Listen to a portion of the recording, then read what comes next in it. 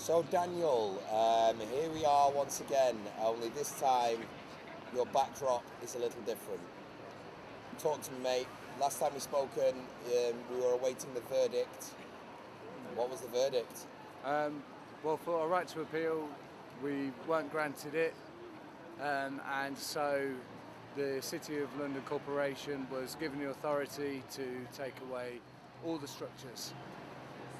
So we didn't succeed in trying to seek justice through the court and create an avenue so that in the future we could actually seek redress and rebalance for a lot of the ills of what we see today. So we see today, I'm just going to have a quick pan around there, there is no more Tent City.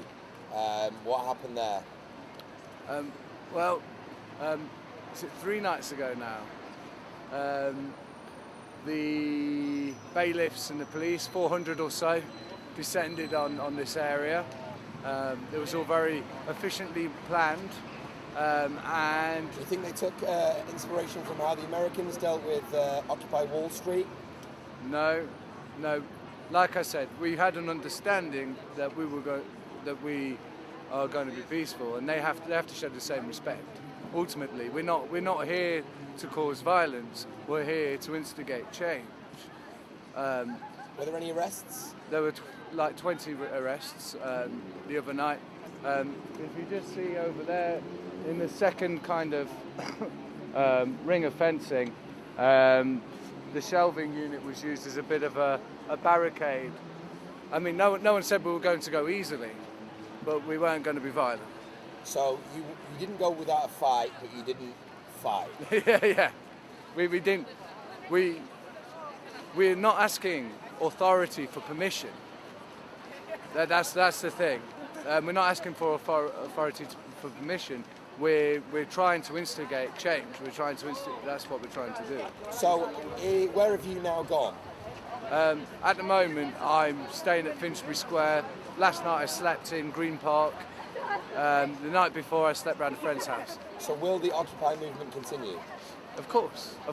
There are people working all the time behind the scenes, creating networks, planning new activities, planning for new sites. It's in constant motion. This is not the end by any stretch. Yeah. Okay, so would you say that the Occupy movement outside of St Pauls succeeded in its aims? I would say it didn't succeed in its aims, but it accomplished an awful lot. Our aims was to get systematic change to some of the bonus culture and the kind of the profit system, which is drastically unfair. We're trying to stop workfare. We're trying to stop tax havens. These are massive culturally accepted actions, which are absolutely devastating the poor people of this country and across the world. So, on the whole, you would say that we've created a much greater awareness. We've enabled the conversations to continue, and it's now, I hope, more commonplace to have discussions about this and to actually express your feelings about this, because that's a fundamental component to being able to organise ourselves and to build alternative systems. So after you lost your appeal in the Royal Courts of Justice, you were moved on, and it now seems that it's losing pace a little bit. Would you agree? I think it lost pace in the winter because of the environmental conditions.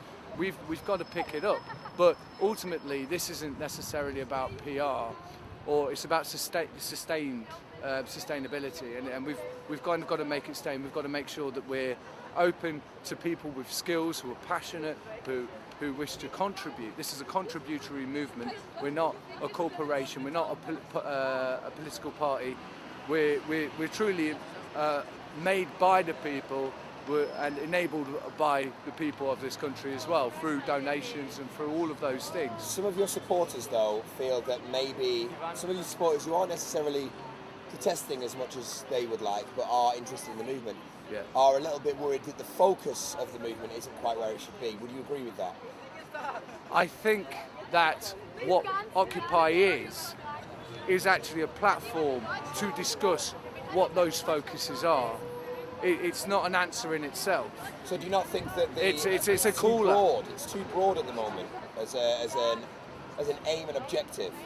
I think that it will always be helpful for the particular groups within Occupy to decide what they're going to aim and what they're going to objective. Occupy itself is about people coming together and building and working towards and sometimes protesting, sometimes educating, sometimes creating those alternatives. You know, that's eventually what's going to happen. So we're going to meet up in another month's time to make another video. Sure. Where would you like to see the Occupy movement in a month's time?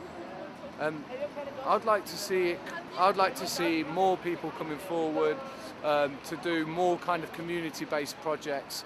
We've got a walk around the boroughs planned where we're going to do pop-up camps. Let's be honest, Dan, is that really going to be radical enough to get the support you need to actually make a difference? Well, we've got to contact the local communities. I mean, and it does take time. We can't just click our fingers and everybody come up, because people are at different understandings of how the world works. So you're saying a radical approach to can help? But I'm saying radical approach will help, but so will this. There's many of us. That's why we can do many things. So we've kind of got to encourage people to take power of their lives back. That's what we've got to do.